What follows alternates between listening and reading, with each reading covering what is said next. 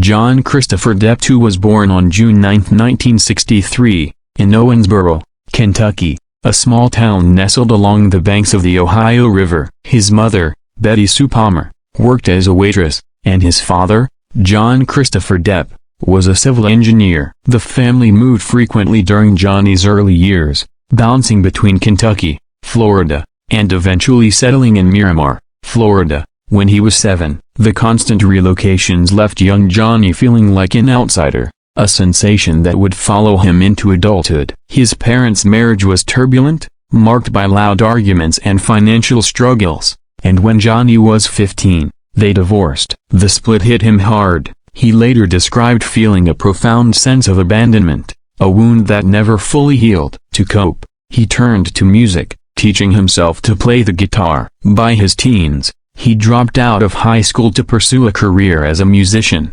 joining a series of garage bands with names like the Kids and Rock City Angels. Music became his refuge, a way to channel his restlessness. But fate had other plans. In 1983, at the age of 20, Depp married makeup artist Lori Ann Allison, a union that lasted only 2 years but opened an unexpected door. Through Lori, he met actor Nicolas Cage, who encouraged him to try acting. Skeptical but desperate for steady income, Depp auditioned for a role in Wes Craven's horror classic A Nightmare on Elm Street, 1984. He landed the part of Glenn Lance, the ill-fated boyfriend of the protagonist, Nancy. Though his character met a gruesome end sucked into a bed and regurgitated as a geyser of blood, the role marked his first step into Hollywood. The film's success didn't immediately catapult him to stardom, but it gave him a taste of the industry. He moved to Los Angeles, taking odd jobs while auditioning for TV roles. Then came 21 Jump Street,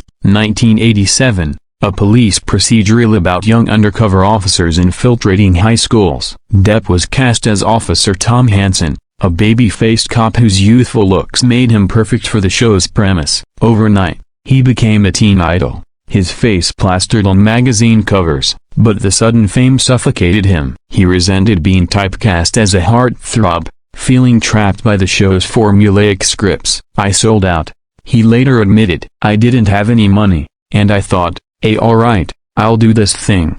But it was a kind of prison. When the show ended in 1991, he was determined to break free from the constraints of mainstream roles. That same year, he took a chance on an unconventional script by a young director named Tim Burton. Edward Scissorhands, 1990, told the story of a synthetic man with scissors for hands, created by an inventor who dies before completing him. Depp's portrayal of Edward, a fragile, wide-eyed outsider longing for connection, has struck a chord. Critics praised his nuanced performance, and the film became a cult classic. More importantly, it marked the beginning of a lifelong collaboration with Burton.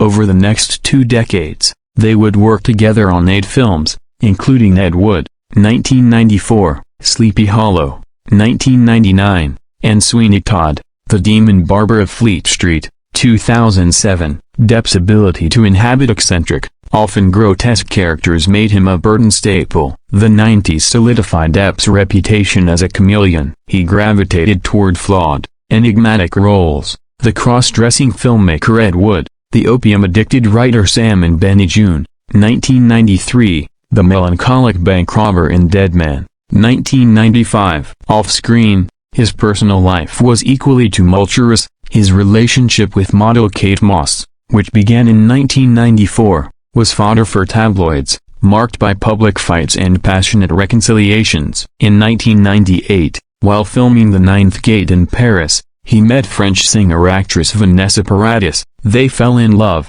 and Paradis gave birth to their daughter, Lily Rose, in 1999. A son, Jack, followed in 2002. For a time, Depp seemed to find stability, splitting his time between homes in France and Los Angeles, but his career choices remained unpredictable. In 2003, he took on the role of Captain Jack Sparrow in Pirates of the Caribbean, The Curse of the Black Pearl. Disney executives were initially baffled by his slurred, Keith Richards-inspired performance, fearing it would sink the film. Instead, it became a cultural phenomenon. Depp's portrayal as swaggering, drunken pirate with smudged eyeliner and a knack for survival earned him an Oscar nomination and turned the Pirates franchise into a billion-dollar juggernaut. Yet, even as he embraced blockbuster fame, he continued to seek out smaller, riskier projects. He played the reclusive author J.M. Barrie in Finding Neverland, 2004, a cocaine kingpin in Blow,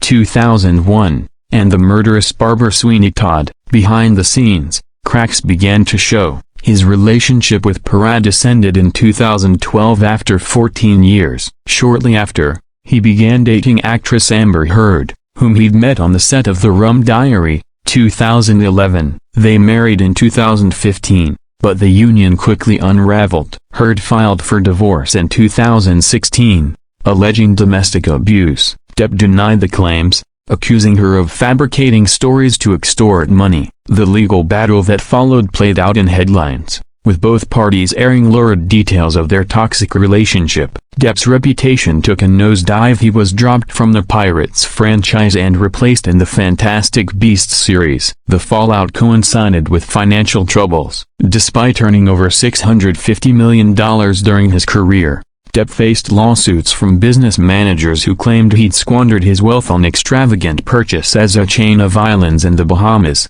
a yacht, vintage cars, and millions spent on wine and art. In 2018, he sued his former legal team for malpractice, alleging they'd mishandled his finances. The same year, he embarked on a controversial libel case against a British newspaper that labeled him a wife-beater. The trial, which included shocking testimony about drug use and violent altercations, ended with the judge ruling against him. Yet, through the chaos, Depp found solace in music. He'd maintained ties to the industry, forming the band Hollywood Vampires with Alice Cooper and Joe Perry in 2015. Touring provided an escape, and he often spoke of music as his first love. Fans remained fiercely loyal, launching online campaigns to support him. In 2022, he won a defamation case against Heard in a U.S. court, though the verdict did little to repair his tarnished image. As of 2023, Depp has retreated from mainstream Hollywood,